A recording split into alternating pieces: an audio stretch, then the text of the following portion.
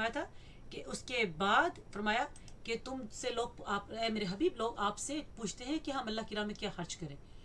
تو یہ خرچ کرنا جو ہے یہ بھی ظاہر سی بات ہے ایک یہ بھی تو ایک کیا کہیں گے مشقت ہے نا. مشقت سے مراد یہ ہے کہ اٹس آلسو ہارڈ ورکنگ اور یہ بڑا مشکل ہے کیونکہ لوگ جب اپنی بڑی محنت سے پیسے کماتے ہیں تو ان کا دل کہاں کرتا ہے کہ وہ اپنے پیسوں کو کسی غریب غربا کو دے دیں, مسکینوں کو دے دیں یا کہیں ایسے لوگوں کو دے دیں جن کا ان سے کوئی تعلق واسطہ نہیں ہے. تو یہ بھی بڑا مشکل ہے. تو اس لیے ساتھ ہی رب تعالیٰ نے فرمایا کہ جو لوگ جو کماتے ہیں اور ظاہر سی بات ہے یہ اللہ سبحانہ تعالیٰ کی توفیق سے ہے نا کہ ان کے پاس یہ مال و دولت آئی. تو رب نے ارشاد فرمایا کہ ایک تو تم اپنے جو کمائی جو تمہاری جائز کمائی ہے اس میں سے خرچ کرو, اور پھر کن پہ خرچ کرو؟ والدین کے اوپر, رشتہ داروں کے اوپر, غریب غربا یتیم ایسے لوگوں کے اوپر خرچ کرو, مسافروں کے اوپر خرچ کرو. اب اس کے آگے جو ہے اب یہاں پر جو بات اس اگلی آیت پر ہو رہی ہے اب ہو رہی ہے یہ دیکھیں میں تھوڑا سا اس کو میں ذرا کر دوں ہائی لائٹ. یہ اب یہاں پر بات ہو رہی ہے اب یہ سارا یہ دیکھیں یہ کیسے کنیکشن کیسے چل رہا ہے کہ بات کیسے ہو رہی ہے کہ اتنا آسان نہیں ہے جنت میں جانا کہ لوگ یہ نہ سمجھ لیں کہ بس ہم نے کلمہ پڑھ لیا اور ہم جنت کے مستحق ہو گئے. نہیں, رب نے آہستہ آہستہ باری باری ساری چیزوں کی تفصیل رب تعالیٰ بیان فرماتا ہے. اب یہاں پر آیت نمبر 216 کے اندر رب تعالیٰ کیا ارشاد فرماتا ہے کتبہ علیکم القتال کہ تمہارے اوپر جو ہے وہ کیا ہے کہ تم قتال کتبہ علیکم القتال کہ تمہارے اوپر جہاد اب فرض کر دیا گیا. جہاد, اب جہاد کیا ہے؟ Is a fighting in the path of اللہ سبحانہ و تعالیٰ, اللہ کی راہ میں لڑنا, اس کو جہاد کہا جاتا ہے. اچھا جہاد سے پہلے اگر آپ تھوڑا سا ہم بیک گراؤنڈ میں جائیں تو آپ کو یاد ہوگا اگر ہم سیرت مصطفیٰ پڑھیں, سیرت مصطفیٰ صلی اللہ علیہ وسلم پڑھیں تو سیرت مصطفیٰ کے اندر اگر آپ دیکھتے ہیں کہ جتنا ٹائم نبی کریم صلی اللہ علیہ وسلم نے مکہ کے اندر گزارا. اب مکہ کے اندر آپ کا جو ٹائم گزرا آپ کو یاد ہے نا کہ جب آپ صلی اللہ علیہ وسلم کے اوپر جب وہی پہلی وہی the first revelation which came on the Prophet Muhammad peace be upon him or which was sent to the Prophet Muhammad peace be upon him, he was 40 years old at the time. کتنے سال کے تھے؟ 40 سال کے تھے. 40 سال آپ کی عمر تھی اس وقت. he was 40 at the time جب فرسٹ وہی جو ہے وہ آپ کے اوپر نازل ہوئی. اب آپ یہ دیکھیں کہ اس وقت مکہ شریف کے اندر جب تک آپ کا وقت 13 years you spent in Mecca and then 10 years you spent in مدینہ شریف, ایسا ہی ہے نا. تو یہ ٹوٹل کتنا عرصہ بن گیا؟ 23 years, 23 سال کا عرصہ بن گیا. اب یہ جب تک آپ 13 years تک جب آپ مکہ میں رہے تو مکہ شریف کے اندر جو ہے وہ آپ دیکھیں کہ جتنا بھی کنٹینٹ جو جتنے بھی قرآن جو بھی نازل ہوا آپ کے اوپر اس کے اندر جو کنٹینٹ تھا جو سبجیکٹ میٹر تھا وہ کیا تھا؟ اللہ کی توحید, اللہ کے اوپر ایمان لانا, اللہ کو ایک ماننا, اللہ کے رسولوں کو ماننا, اللہ کی کتابوں کو ماننا, یوم آخرت کو ماننا. یا نماز کا حکم ہو گیا, اس وقت نماز کا حکم دیا گیا, زکوٰۃ کا حکم دیا گیا. لیکن جیسے ہی آقا کریم صلی اللہ علیہ وآلہ وسلم نے مدینہ شریف ہجرت کی تو اب مدینہ میں ابھی یہ میرا خیال ہے مدینہ شریف میں جب آپ کی ہجرت ہوئی تو آپ دیکھتے ہیں کہ جیسے ہی آپ کی ہجرت ہوتی ہے تو سب سے پہلی جو غزوہ جو ہمیں نظر آتی ہے وہ غزوہ بدر ہے. وہ غزوہ بدر 2 ہجری میں ہمیں نظر آتی ہے. 2 ہجری سے مراد یہ ہے آپ کو پتہ نا مسلمانوں کا کیونکہ کیلنڈر جو ہے وہ ہجرہ اس کو یعنی کہ جب مسلمانوں نے ہجرت کی مدینہ کی طرف تو اس سال کو پھر ہجری سال کہا جاتا ہے. اس لیے ہمارا جتنے بھی جو ہمارا کیلنڈر اسلامی ہم اس کو ہجرت کے سال سے لیتے ہیں کہ سیکنڈ ایئر آف ہجرہ کا مطلب ہے کہ دوسرا سال, the second year of migration جس کو ہم کہیں گے دوسرا سال ہجرت کا. تو آپ دیکھتے ہیں کہ غزوہ بدر ہوتی ہے اس میں, پھر ساتھ ہی غزوہ احد بھی ساتھ ہی بالکل ساتھ ہی غزوہ احد بھی ہو رہی ہے. اچھا اب یہاں پہ یہ دیکھیں کہ مکہ میں جب تک نبی کریم صلی اللہ علیہ وسلم تشریف فرما تھے تو اللہ سبحانہ و تعالیٰ نے مشرکین کن کو کہا جاتا ہے؟ پولیتھیسٹ, جو کافر لوگ تھے مکہ کے جو کفار تھے. اللہ سبحانہ و تعالیٰ نے حکم نہیں دیا کہ ان کے ساتھ لڑائی کی جائے, لیکن جیسے ہی نبی کریم صلی اللہ علیہ وآلہ وسلم نے مدینہ کی طرف ہجرت کی تو رب تعالیٰ نے جہاد کا حکم لازم کر دیا. رب نے جہاد کا حکم لازم کر دیا. اور جہاد کیا ہے؟ فائٹنگ دا سیک آف اللہ سبحانہ تعالیٰ. اب یہاں پر یہ رب تعالیٰ نے فرمایا کہ کتب علیکم القتال کہ تمہارے پر جہاد فرض کر دیا گیا, لازم کر دیا گیا. اب جہاد کیا ہے؟ is one of the pillar of اسلام. اور یہ اتنا اہم پلر ہے کہ جس کو جب مسلمانوں نے چھوڑا تب مسلمان جو ہے وہ نیچے پستی کی طرف گئے, ذلت کا شکار ہوئے. جب مسلمان ذلت کا شکار ہوئے. اب یہ دیکھیں یہاں پر جو ہے رب نے ارشاد واضح فرمایا, فرماتا ہے تمہارے پر جہاد فرض کیا وَهُوَ كُرْهٌ لَكُمْ, جبکہ تمہیں ناپسند ہے. لیکن اگلی آیت میں فرمایا وہ آسان تک رہو شیئن، لیکن ہو سکتا ہے کہ تمہیں کوئی چیز ناپسند ہو، وہ خیر لکم، لیکن وہ تمہارے لیے بہتر ہو. اور یہ بھی ہو سکتا ہے کہ تمہیں کوئی چیز پسند ہو لیکن وہ تمہارے لیے بہتر نہ ہو. اب یہاں پر کیا بات کیا کی جا رہی ہے؟ بڑا واضح حکم ہے کہ جہاد، ظاہر سی بات ہے اللہ کی راہ میں جہاد کرنا اپنی جان سے، یہ بڑا مشکل کام ہے نا، کیونکہ ایک جان ہی تو ہے انسان کے پاس جو اس کو دنیا کی ہر چیز سے زیادہ اس کو پسند ہوتی ہے، ہر چیز سے زیادہ. مجھے وہ یاد پڑتی ہے حدیث مبارکہ، جب سیدنا عمر فاروق رضی اللہ عنہ سے جب پوچھا گیا، جب حضرت عمر فاروق رضی اللہ عنہ سرکار کی بارگاہ میں حاضر تھے اور کیا عرض کرتے ہیں کہ یا رسول اللہ صلی اللہ علیہ وآلہ وسلم، آپ مجھے میری جان کے علاوہ باقی ہر چیز سے زیادہ پیارے، ہر چیز سے زیادہ محبوب ہے. کہ آپ یعنی کہ مجھے میری جان، یعنی کہ کہنے کا مطلب کیا ہے کہ ایک میری جان ہے جو مجھے بہت پیاری ہے ہر چیز سے زیادہ، یعنی کہ آقا کریم صلی اللہ علیہ وسلم کی محبت سے بھی زیادہ مجھے پیاری ہے، لیکن اس کے علاوہ جتنی بھی چیزیں ہیں ان سے زیادہ آپ مجھے پیارے ہیں. یہ سیدنا عمر فاروق رضی اللہ عنہ جو ہے سرکار کی بارگاہ میں عرض کر رہے ہیں. تو آقا کریم صلی اللہ علیہ وآلہ وسلم نے کیا جواب دیا؟ اب سیدنا عمر فاروق رضی اللہ عنہ کی قربانیاں کیا کام ہے، آپ کا مقام کیا کام ہے، آپ کا سٹیٹس کیا کام ہے، لیکن اس کے باوجود دیکھیں، اس کے باوجود آقا کریم صلی اللہ علیہ وآلہ وسلم کیا فرماتے ہیں؟ فرماتے ہیں عمر تیرا ایمان مکمل نہیں ہے، تیرا ایمان مکمل نہیں جب تک میں تمہیں تمہاری جان سے، تمہاری مال و دولت سے، تمہاری آل اولاد، دنیا کی ہر شے سے زیادہ میں تمہیں پیارا نہ ہو جاؤں، then your iman, your faith is not completed yet. Is not completed yet. تو وہاں پر سیدنا عمر فاروق رضی اللہ تعالیٰ عنہ پہ قربان جائیں.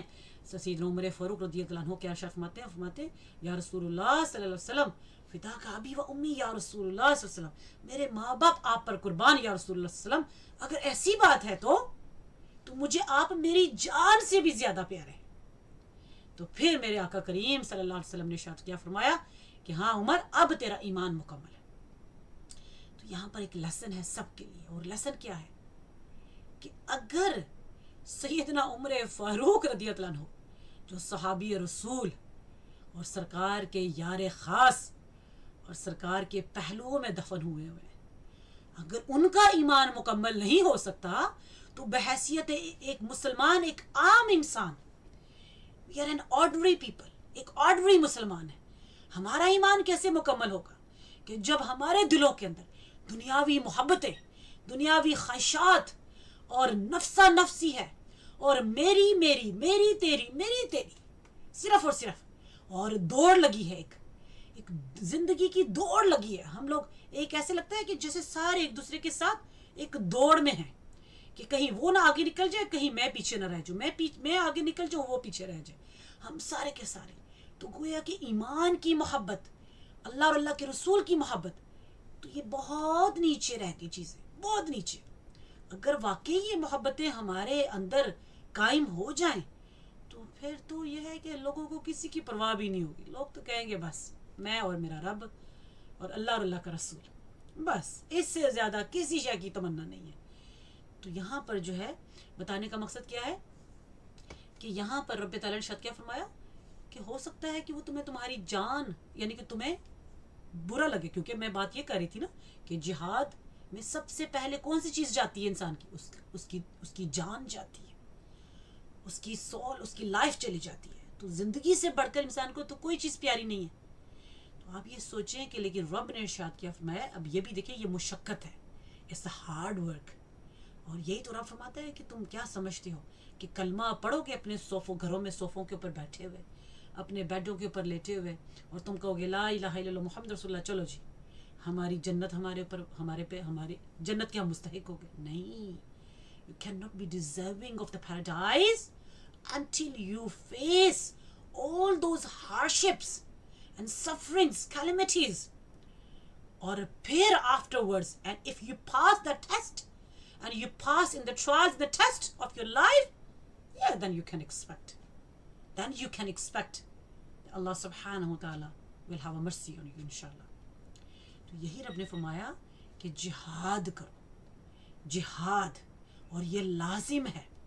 اور رب نے یہ واضح فرما دیا تمہیں برا لگے گا، کیونکہ لڑنا کس کو اچھا لگتا ہے, اپنی جان گنوانا کس کو اچھا لگتا ہے, لیکن رب نے فرمایا یہ تمہارے لیے بہتر ہے. یہ دیکھیں نا, اور یہ تاریخ گواہ ہے, تاریخ گواہ ہے کہ اگر آپ جو ہے اللہ کے دشمنوں سے, کافروں سے نہیں لڑیں گے تو کیا ہوگا, کافر آپ کے اوپر غلبہ پا لیں گے. they will be dominant upon you, اور ڈومیننس جب ان کی ہوگی تو کیا ہوگا, you will be their servants, آپ ان کے جو ہیں, آپ ان کے غلام بن جائیں گے. you will not be able to practice your own faith with full freedom, آپ آزادی کے ساتھ اپنا دین پر عمل بھی نہیں کر سکیں گے. ایسا ہی ہے نا, وہ عمل تو نہیں کر سکیں گے. تو یہ ساری چیزیں جو ہیں, اب اگر یہی آپ جہاد کریں, فائٹ کریں ان کے ساتھ, تو اگر آپ if you win the battle, اگر آپ نے جیت گئے, then you have an Islamic state. تو یہی تو ہوا مدینہ شریف میں بھی, جب نبی کریم صلی اللہ علیہ وسلم نے ہجرت کی, رب نے شاہ میں جہاد فرض ہو گیا. کیوں فرض تھا, کیوں کیا جہاد فرض, کیونکہ اگر مسلمان لڑتے نا, ہتھیار نہ اٹھاتے, they don't take the weapons, they don't use those weapons against the disbelievers, تو کیا ہوتا, they would be never be able to make or establish the Islamic state. Islamic state نہ بنتی. مدینہ کی Islamic state, the first Islamic state of Islam is the Medina. تو وہ مدینہ کی state کیسے Islamic state بنی, کیونکہ مسلمانوں کو حکم دیا رب نے, اب جہاد کرو, لڑو ان کافروں سے, لڑو ان یہودیوں سے, لڑو ان مشرکوں سے, اور اسلام کو غالب کرو, اپنے دین کو غالب کرو. اور اس سے کیا ہوگا کہ جب دین کا غلبہ ہوگا, you can practice your teachings, you can practice on all the teachings of Islam freely. تمہیں کوئی روک ٹوک نہیں ہوگی. ایک بات. دوسرا فائدہ کیا ہوگا کہ جب تم جنگ کرو گے تو جنگ کی وجہ سے جو بھی تمہیں مال غنیمت ملے گا, مال غنیمت کا مطلب کیا ہے کہ جب آپ دوسرے کافروں کے ساتھ جنگ کریں گے, تو جب آپ کی ڈومیننس ہوگی ان کے اوپر, when you will dominate upon them or you will win the battle, تو ان کے کنٹریز کے اندر جو مال ہوگا, you will be basically the honor of that. وہ بوٹی, اس کو بوٹی کہا جاتا ہے نا, مال غنیمت کہا جاتا ہے, یا اس کو کیا کہیں گے ہم, spoils of war. So you will be able to get those spoils of war. تمہیں وہ مال غنیمت مل جائے گا, اور جس سے تمہارے ملک میں خوشحالی آئے گی. ٹھیک ہے نا. اور اگر بالفرض تم نہیں جیت سکے تو پھر کیا ہوگا, اللہ کی راہ میں شہید ہو جاؤ گے. اللہ کی راہ میں جب شہید ہو جاؤ گے تو شہید کا تو مقام کتنا ہے. رب نے تو قرآن میں واضح فرما دیا کہ تم شہیدوں کے بارے میں یہ مت کہو کہ وہ مر گئے, کہ وہ مر گئے, بلکہ یہ کہو کہ بلکہ یہ ہے کہ وہ زندہ ہیں, اور نہ صرف زندہ ہیں بلکہ ان کو اللہ کی بارگاہ سے ان کی قبروں کے اندر ان کو رزق فراہم کیا جاتا ہے. They are provided sustenance in their graves with the majestic of Allah subhanahu wa ta'ala. اللہ کی بارگاہ سے ان کو رزق فراہم کیا جاتا ہے. تو یہ دیکھیں, یہی تو شہید کا مقام, اس لیے تو اس کو شہید کہا گیا. شہید کا مطلب کیا ہے, گواہ ہونا. کیونکہ اس کو کہا جاتا ہے کہ جب اس کو موت آتی ہے تو اس وقت نظارے کرتا ہے, وہ دیکھتا ہے اللہ کی نعمتوں کو, اور وہ خواہش کرتا ہے کہ, اور وہ یہ دعا کرتا ہے کہ کاش یہ دوسرے لوگ بھی دیکھ لیں جو وہ دیکھ رہا ہوتا ہے, کہ اس کو اللہ کی طرف سے کتنی نعمتیں ملتی ہیں, قبر کے اندر بھی کتنا اس کا سٹیٹس بن جاتا ہے. تو یہ شہید کا مقام ہے. اس لیے تو جب اگر آپ شہید ہو گئے تو اللہ کی بارگاہ میں پھر بھی آپ کا بڑا مقام ہے. تو کسی بھی طرح سے مسلمانوں کو لاس نہیں ہے اگر وہ اللہ کی بارگاہ میں لڑے, اللہ کی بارگاہ کے لیے کافروں کے ساتھ جنگ کریں, ان کا کوئی لاس نہیں ہے, کسی بھی طرح سے لاس نہیں ہے. لاس تو یہ ہے کہ آپ لڑو نا اور بن جاؤ اس طرح سے کہ جیسے حضرت موسیٰ علیہ السلام کی قوم بنی اسرائیل بن گئے. اور جب حضرت اللہ سبحانہ تعالیٰ نے حکم دیا کہ موسیٰ اپنی قوم سے کہو کہ جا کے لڑو اس شہر میں وہ کچھ ایسے لوگ ہیں جو طاقتور لوگ ہیں, ان کے ساتھ جا کے لڑو اور تمہیں غلبہ ملے گا. لیکن حضرت موسیٰ علیہ السلام کی قوم نے کیا کہا, نہیں اے موسیٰ, وہ تو بڑے طاقتور قسم کے لوگ ہیں, they are tyrannically powerful, we can't fight against them, so you and your Lord, you go there and you fight with them, then we will go there. تو یہ صاف نافرمانی کی, it was a pure disobedience. تو یہی آج کا مسلمان بھی اب یہی کر رہا ہے کہ رب نے فرمایا جہاد کرو. ہم سارے کاوڑ ہو کے بیٹھ گئے, سارے کاوڑ, اپنے اپنے انٹرسٹ, اپنے اپنے مفادات, نہیں نہیں نہیں نہیں, میں نے لڑائی کی تو کہیں میرا یہ نہ بند ہو جائے, میرا یہ نہ بند ہو جائے, تو یہ نہ ہو جائے. جبکہ حکم کیا ہے کہ اگر ایک اسلامک ملک کے اوپر اگر جو ہے وہ کافر اس کے اوپر قبضہ کرے, اس کے اوپر جنگ کرے, تو اس پہ حکم یہ ہے کہ اس شہر کے, اس ملک کے جو لوگ ہیں وہ جہاد کریں. اور اگر ان کی طاقت نہیں ہے تو جتنے قریب کے اسلامی ممالک ہیں ان کے اوپر لازم ہے کہ وہ جہاد کریں ان کافروں کے خلاف. تو لیکن ابھی کیا ہے, ابھی تو کاوڑنس ہے ہمارے اندر, بزدلی آ گئی, اتنی بزدلی آ گئی کہ بس اپنی اپنی دنیا کے مفادات میں ہم لوگ سارے کے سارے ہم لوگ ڈوبے ہوئے ہیں. اور اتنی اسلامک سٹیٹس ہیں, لیکن یہ دیکھیں اتنی اسلامک سٹیٹس کے باوجود سارے کھاوٹ, سارے بزدل لوگ, کسی کے پاس اتنی جرت نہیں ہے کہ کوئی ایک حق بات بھی کہہ سکے, تو اللہ رحم فرمائے. اور دیکھیں جب مسلمانوں نے جہاد کو چھوڑا تو مسلمانوں کا دیکھیں حالت کیا ہو گئی ہے. جب سے اوٹومن امپائر 18ویں 19ویں صدی کے جو تھی 18 میں, جب اوٹومن امپائر کا جب ورلڈ وار 1 ہوئی 1924 میں, اوٹومن امپائر کا خاتمہ ہوا, سلطنت عثمانیہ جس کو کہا جاتا ہے ختم ہوئی. پوری اسلامک جو سٹیٹ تھی, جو کیلیفیٹ تھی, وہ سارے ڈفرنٹ وہ ڈیوائیڈ ہوئے, ڈفرنٹ اسلامک سٹیٹس بن گئی, سارے ڈیوائیڈ ہو گئے, باؤنڈریز بن گئی, ساروں کی باؤنڈریز بن گئی. اتنا حصہ میرا, یہ میرا ملک ہے, یہ تمہارا ملک ہے, یہ تمہارا. جبکہ اس سے پہلے آج تک جتنے بھی رہے اسلامک سلطنت رہی, اسلامک سٹیٹ, ایک اسلامک کیلیفیٹ رہی, اسلامک خلافت جس کو کہا جاتا ہے. اس کا فائدہ کیا ہوا کہ مسلمان اکٹھے تھے, when they were united تو انہوں نے دشمنوں کا مقابلہ کیا. اور جب مسلمان جو ہے وہ آپس میں ڈس یونائٹڈ ہوئے, آپس میں منتشر ہوئے, تب جو ہے وہ مسلمانوں کے اوپر جو ہے وہ آزمائشیں اور کافروں کے غلبے رہے. تو اللہ رحم فرمائے ہمارے اوپر, اور اللہ سے دعا کرتی ہوں کہ اللہ سبحانہ و تعالی ہم مسلمانوں کو توفیق عطا فرمائے کہ ہم اسلام کے یہ جو بنیادی جو پلرز ہیں کم از کم ان کو تو اپنا لیں, کسی اور بات میں تو نہ جائیں. لوگ فروئی مسائل کے اوپر, یقین کریں سوشل میڈیا کے اوپر جب میں سنتی ہوں فروئی مسائل, ایسے مسائل کہ جن پر آپ کوئی ایسا نہیں ہے کہ عمل نہ کیا تو پتہ نہیں کیا ہو جائے گا. لوگ ان مسائل کے اوپر گھنٹوں بحثیں ہو رہی ہیں اور پورے امت مسلمہ ڈیوائیڈ ہو گئی رہ گئی ہے. چھوٹے ایک رفع یدین کا مسئلہ لے لیں, نماز کے وقت تک بھی ہاتھ اٹھانے نہیں اٹھانے, اسی کے اوپر ہی آپس میں لڑ کے مسلمان مر گئے رفع یدین کے اوپر, کرے نہ کرے, کرنا جائز ہے نہیں جائز ہے, جبکہ ہونا یہ چاہیے تھا.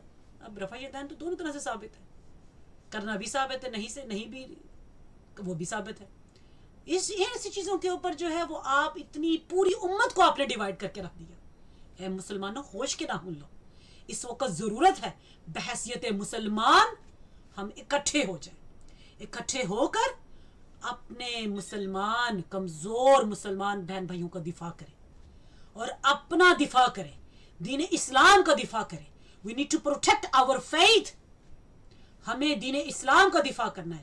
یہ امت مسلمہ کے اوپر ذمہ داری عائد ہوتی ہے کہ ہم اپنے دین کا دفاع کریں, اپنے کمزور بہن بھائیوں کا دفاع کریں. اللہ ہم کو توفیق عطا فرمائے, آمین ثم آمین. اگلی آیت کی طرف چلتے ہیں. یہ مسئلہ کچھ اس طرح سے ہے کہ دل تکلیف بہت ہوتی ہے, یقین کریں, لیکن اللہ پاک جو ہے وہ ہمارے لیے آسانیاں پیدا کرے. اور اللہ تعالیٰ ہمارے وہ سارے بہن بھائی جو فلسطین میں اور جو ہمارے شام میں بھی دیکھیں, یمن میں, سارے عرب کے اندر آگ لگی ہوئی ہے, اور دوسرے بھی ایشیا میں بھی آگ لگی ہے. اللہ سبحانہ و تعالیٰ جو ہے, اللہ پاک اپنے حبیب کے صدقے اللہ تعالیٰ ہماری مشکلات آسان فرمائے. تو میں اگلی آیت کی طرف چلتی ہوں. اب دیکھیں یہاں پر جو ہے, اب اگلی آیت میں کیا ہے, رب تعالیٰ کیا ارشاد فرماتا ہے, رب ارشاد فرماتا ہے یسألونک عن الشہر الحرام قتال فیہ. اب یہاں پر بات کیا ہو رہی ہے, اب یہاں پر جو ہے یہ بات کیا ہوئی, حرمت والے مہینوں کی بات ہوئی ہے. اب اس آیت کریمہ کا ایک بیک گراؤنڈ ہے, پس منظر ہے اس کا ایک بیک گراؤنڈ. وہ کیا ہے, پہلے تو میں بتا دوں حرمت والے مہینے کون سے ہیں. حرمت والے مہینوں سے مراد ہے سیکرڈ منتھس. اور یہ جو سیکرڈ منتھس ہیں اس کا قرآن پاک میں بھی ذکر آیا کہ جس میں رب تعالیٰ نے ارشاد فرمایا, غالباً سورہ نساء کے اندر اس کا ذکر آیا کہ جس میں رب تعالیٰ نے ارشاد فرمایا تھا کہ اللہ کے نزدیک 12 مہینے ہیں, اور ان 12 مہینوں میں سے 4 مہینے جو ہیں وہ حرمت والے مہینے ہیں. اور وہ کون سے مہینے ہیں؟ جس کو ہم ذوالقعدہ, ذوالحجہ اور پھر محرم اور رجب کے مہینے. بیسیکلی ہوتا کیا ہے کہ ذوالقعدہ, ذوالحجہ اور محرم, کیونکہ یہ زیادہ تر جو ہے نا وہ لوگ حج کے لیے جا رہے ہوتے ہیں یا حج سے واپسی کا سفر کر رہے ہوتے ہیں, تو اس لیے ان 3 مہینے, یہ جو 3 مہینے ہیں نا, ان کے اندر اس لیے حج کی وجہ سے جو ہے نا وہ منع کر دیا گیا تاکہ لوگ جو ہیں جو حج کے لیے جائیں تو وہ سکون کے ساتھ حج کر سکیں. پھر رجب کا مہینہ یہ ہے کہ رجب کے مہینے میں نارملی لوگ جو ہیں وہ عمرہ کے لیے جا رہے ہوتے ہیں, تو اس میں بھی جو لوگ جو ہیں وہ آرام سے جا سکیں, سکون کے ساتھ جا سکیں. اب یہ 4 مہینے these 4 months they are sacred months since the time of سیدنا ابراہیم علیہ السلام. سیدنا ابراہیم علیہ السلام سے لے کر یہ اب تک, ابھی میں انشاءاللہ آپ کا ذکر کرتی ہوں کہ قرآن کے حوالے سے اس کی جو ہے وہ حکم کیا ہے, اس کی رولنگس کیا ہے, what's the ruling about the sacredness now. تو بہرحال سیدنا ابراہیم علیہ السلام سے لے کر اب تک جو ہے یہ ان کو کہا گیا, آقا کریم صلی اللہ علیہ وسلم کی جو ہے وہ آپ کی نبوت تک کہا گیا کہ یہ حرمت والے مہینے ہیں اور سیکرڈ منتھس ہیں, لہٰذا ان کے اندر جو ہے وہ لڑائی نہ کی جائے. ان کے اندر اس لیے لوگ جو تھے, ایون جو مکہ کے جو کافر لوگ بھی تھے, وہ سارے اس چیز کو سمجھتے تھے کہ یہ these are the sacred months, لہٰذا ہم لوگوں نے لڑائی نہیں کرنی, کوئی لڑائی جھگڑا نہیں کرنا, کوئی قتل و غارت نہیں کرنا. ورنہ آپ کو پتہ ہے کہ عرب کے لوگ جو تھے وہ تو لڑائی جھگڑے میں, قتل و غارت میں وہ تو ہر وقت تیار بیٹھے ہوتے تھے نا. تو اچھا, اب کیا ہوا کہ اس آیت کریمہ میں جو ہے وہ نبی کریم صلی اللہ علیہ وسلم سے کافروں نے پوچھا کہ آپ ہمیں بتائیں کہ ایک طرف تو آپ کہتے ہیں کہ آپ دین ابراہیمی کی پیروی کرتے ہیں, بیکاز آپ کو پتہ ہے نا دین ابراہیمی ہے نا اصل میں. تو یہ سارے کے سارے, یہ میں پہلے بھی ذکر کر چکی ہوں کہ سیدنا آدم علیہ السلام سے لے کر اب تک جتنے بھی انبیاء آئے ایک ہی دین پھیلاتے رہے نا, ایک ہی دین تھا, وہ دین اسلام تھا. اور لیکن یہ بھی میں نے ذکر کیا تھا کہ ہر نبی کی دین تو ایک تھا, عقیدہ ایک تھا, لیکن شریعتیں مختلف تھیں. اور وہ اس زمانے کے جو what were the needs of the requirements of the time, اللہ سبحانہ وتعالیٰ اس کے حساب سے ان کو شریعت ان کو دیتا رہا, راستے ڈفرینٹ, ان کے رولنگس تھی, ڈفرینٹ کمانڈمنٹس تھی. تو اب یہ اس وقت سے چلا آ رہا ہے, تو لہٰذا ہم بھی تو دین ابراہیمی کو ماننے والے ہیں. اور پھر یہ آخر مکمل کہاں پر ہو رہا ہے؟ آقا کریم صلی اللہ علیہ وسلم کی ذات پاک پر, کہ آپ اللہ کے آخری نبی ہیں, آپ کے بعد کوئی نبی نہیں آئے گا. تو یہاں پر ختم ہوتا ہے. اچھا, تو اب ان لوگوں نے, کافروں نے کہا کہ بھی آپ تو دین ابراہیمی کے ماننے والے ہیں, تو یہ کیا ہوا کہ آپ لوگ جو ہے یہ ان مہینوں میں آپ نے قتل و غارت کیا, تو یہ کیا ہے؟ تو رب نے کیا ارشاد فرمایا کہ میرے حبیب آپ فرما دیجئے کہ ہاں ان مہینوں میں قتل و غارت, فائٹنگ کرنا, it's a sin, it's a great sin. لیکن اس سے بھی زیادہ بڑا گناہ کیا ہے؟ اللہ کے راستے سے روکنا لوگوں کو, اور اللہ کی نافرمانی کرنا لوگوں کو, اور اللہ کی نافرمانی کرنا, یا پھر لوگوں کو جو ہے اللہ کے گھر کی طرف جانے سے روکنا, یا پھر اللہ کے گھر کے رہنے والوں کو وہاں سے نکالنا, یہ اس سے بھی بڑا گناہ ہے, اس سے بھی بڑا گناہ. اور پھر فرمایا والفتنہ, کہ جو فتنہ جو ہے وہ کیا ہے؟ قتل سے بھی زیادہ بڑا گناہ ہے اللہ کے نزدیک. تو یہ اللہ سبحانہ وتعالیٰ نے ارشاد فرمایا. اب یہ تو آیت کریمہ تھی. اب اس کا جو ہے تھوڑا سا اگر میں پس منظر میں جاؤں, اس کے بیک گراؤنڈ میں جاؤں, سو وٹس بیک گراؤنڈ. کہا جاتا ہے کہ آقا کریم صلی اللہ علیہ وآلہ وسلم نے 2 ہجری میں, ابھی 2 ہجری سے پتہ چلا نا ہمیں کہ 2 ہجری سے مراد کیا ہے؟ دا سیکنڈ ایئر آف ہجرہ, the second year of migration, when he migrated to Medina. تو نبی کریم صلی اللہ علیہ وآلہ وسلم نے جو ہے ایک صحابی کو جو ہے وہ آپ نے بھیجا, کہاں پر آپ نے بھیجا اس کو؟ مکہ اور طائف کے درمیان کہتے ہیں ایک جگہ ہے نخلا جس کو کہا جاتا ہے. اس وقت آپ نے بھیجا اس اپنے ایک صحابی کو, اس کے ساتھ کچھ صحابہ کو بھیجا کہ تم جا کر وہاں پر نگاہ رکھو, you just keep an eye on one of the caravan of the Quraysh is coming, that spot or that place, اور وہاں پر تم جا کر نظر رکھو. کیونکہ ہوتا کیا تھا کہ قریش, آپ کو پتہ ہے نا مکہ کی جو, اگر آپ جغرافیکلی ان کی جو باؤنڈریز یا ان کا آپ اسٹرکچر دیکھیں تو وہ ایسا نہیں ہے کہ جہاں پر درخت اگتے ہوں, یا جہاں پر جو ہے وہ کیا کہیں گے کوئی ایسا ٹریڈ نہیں تھی وہاں پر. کچھ لوگ جو ہے نارملی کھانے پینے کا سامان بھی جو ہے وہ باہر سے دوسرے کنٹریز سے آیا کرتا تھا، جیسے شام کے راستے سے، یمن کے راستے سے. تو نارملی جو تھا عربین پینسولا کہا جاتا ہے کہ وہاں پر کوئی اس طرح سے ایز سچ وہاں پر کوئی فوڈ کا کوئی ارینجمنٹس نہیں تھی. لوگ زیادہ تر تجارت کرنے کے لیے لوگ باہر سے سامان لایا کرتے تھے، اور باہر سے سامان لا کر تو پھر وہاں پر بیچا کرتے تھے.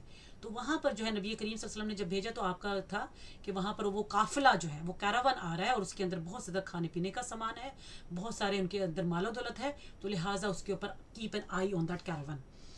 اچھا، اب یہ جو تھی سو بیسکلی مقصد کیا تھا کہ ان کیراوانس کو روکنا، تاکہ ان لوگوں کو جو ہے مکہ کے کافروں کو، کیونکہ ایوری ٹائم وہ کانسپریسیز کیا کرتے تھے مسلمانوں کے خلاف، کیونکہ مسلمان مدینہ چلے گئے.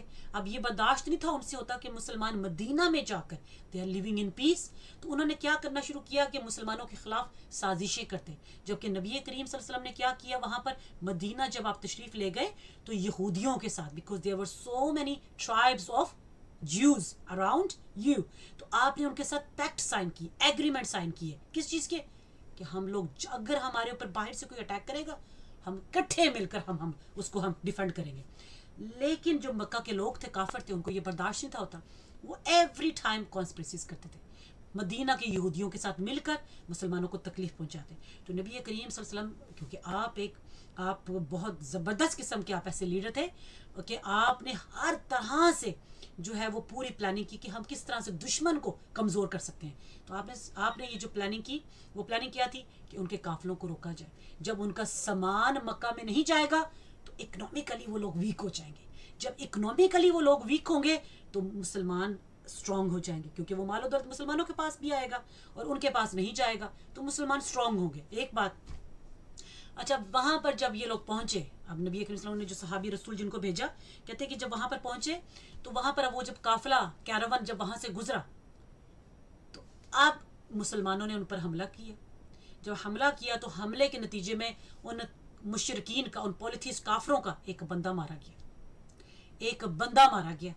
اب جب وہ بندہ مارا گیا تو مکہ کے جو کافر تھے انہوں نے یہ شور مچا دیا اور انہوں نے پوچھا نبی کریم صلی اللہ علیہ وسلم سے کہ بھی آپ تو بڑی بات کرتے ہیں، آپ دین ابراہیمی کے فالورز ہیں، اور آپ جو ہے وہ یعنی کہ اسی دین کو آپ اس کی اتباع کر رہے ہیں، اسی کو فالو کر رہے ہیں، تو آپ کو نہیں پتا کہ یہ جو 4 months ہیں، کیونکہ کہا جاتا ہے کہ وہ رجب کی پہلی تاریخ تھی اس وقت، تو رجب کا مہینہ بھی سیکرڈ منتھ ہے.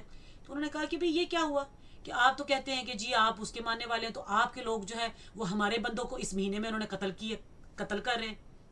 ہاؤ کین یو جسٹیفائی دس؟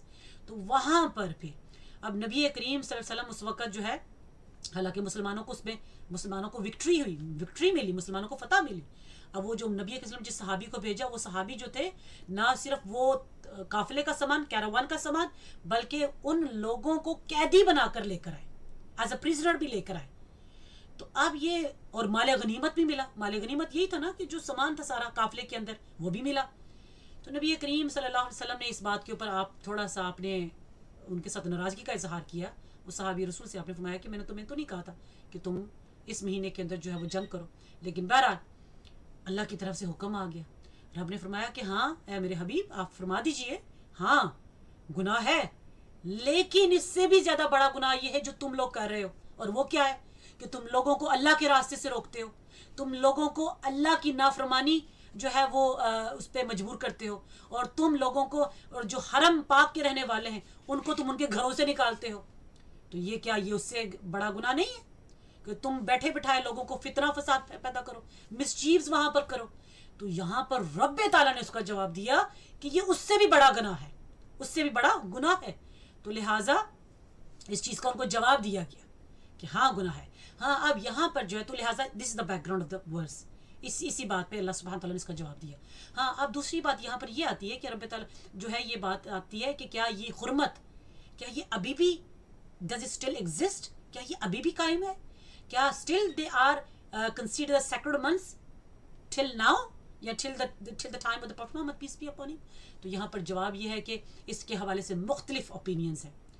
کچھ نے کہا کہ نہیں، اب یہ حرمت اب نہیں ہے، اب یہ ختم ہو گئی، اس کی وجہ کیا ہے؟ سورہ نساء کی آیت کریمہ ہے جس کے اندر رب تعالیٰ نے باقاعدہ واضح جس میں رب تعالیٰ نے شاید فرمایا تھا کہ تم جو ہے وہ قتل کرو کن کے ساتھ؟ مشرکوں کے ساتھ، حیث وجدتموہ، کہ تم ان کو جہاں تم پاؤ تم ان کے ساتھ قتل کرو. یہ سورہ نساء کی آیت کریمہ ہے. میں اگر اس کا تھوڑا سا میں آپ کو آیت نمبر جو ہے وہ میں آپ کو بتا دوں اس کے حوالے سے. ہاں جی، آیت نمبر کیا ہے؟ یہ سورہ توبہ کی آیت نمبر یہ ہے 5، جس میں رب تعالیٰ نے کیا فرمایا ہے؟ فَاقْتُلُوا الْمُشْرِكِينَ حَيْثُ وَجَدتُّمُوهُمْ، کہ تم مشرکوں کو قتل کرو، حیث وجدتموہم، کہ جہاں بھی تم ان کو پاؤ. تو یہاں پر یعنی کہ رب تعالیٰ نے کسی ٹائم کی لمیٹیشنز نہیں رکھی، کسی جگہ کی کوئی لمیٹیشن نہیں رکھی. رب نے فرمایا حیث وجدتموہ، جہاں بھی تم ان کو پاؤ ان کو قتل کرو.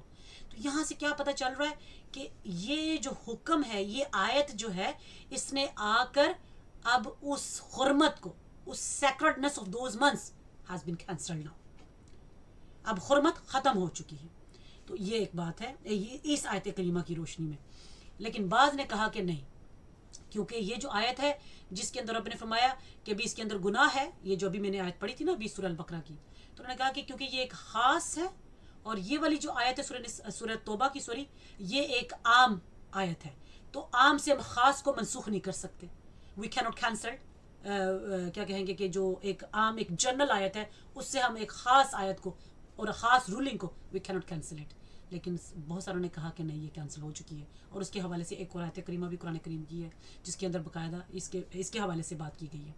تو اس سے یہ پتہ یعنی کہ دونوں طرح کی اوپینینس ہیں. امام ابو حنیفہ رحمۃ اللہ کے نزدیک بھی یہی ہے کہ آپ نے فرمایا کہ اب یہ حرمت منسوخ ہو چکی ہے، حرمت ختم ہو چکی، اب یہ حرمت باقی نہیں ہے، یہ اب ختم ہو گئی. اور اس کی دلیل بھی وہ یہی دیتے ہیں کہ ایک تو یہ آیت کریمہ جو میں نے آپ کے سامنے پڑھی سورہ توبہ کی، پھر اس کے علاوہ جو ہے اور ایک اور آیت کریمہ ہے جو سورہ توبہ کی ہے جس میں 136 ہے، جس کے اندر بھی جو ہے وہ یہی الفاظ ہیں، وَقَاتِلُوا الْمُشْرِكِينَ كَافَّةً كَمَا يُقَاتِلُونَكُمْ كَافَّةً، کہ ارشاد کیا فرمایا کہ تم تمام مشرکوں سے جنگ کرو جس طرح وہ تم سے جنگ کرتے ہیں. اب اس کے اندر بھی کوئی لمیٹیشنز نہیں کی گئی کہ بھئی اس مہینے میں کرنا ہے، اس مہینے میں نہیں کرنا، اس جگہ پہ کرنا ہے، اس جگہ پہ نہیں کرنا. از اے ویری جنرل ورس. تو اس کے حوالے سے اس لیے تو امام ابو حنیفہ رحمۃ اللہ کے نزدیک بھی یہی ہے کہ نہیں، اب یہ حرمت منسوخ ہو چکی ہے. جبکہ قاضی ثناء اللہ پانی پتی جو مظہری جو ہے رحمہ اللہ، وہ فرماتے ہیں کہ نہیں، یہ حرمت منسوخ نہیں ہوئی ہے. لیکن بہرحال دونوں طرح کی رائے ہے، لیکن جمہور کی رائے یہ ہے، میجورٹی کی رائے یہی ہے کہ یہ آیت اب یہ حرمت جو ہے یہ اب منسوخ ہو چکی ہے.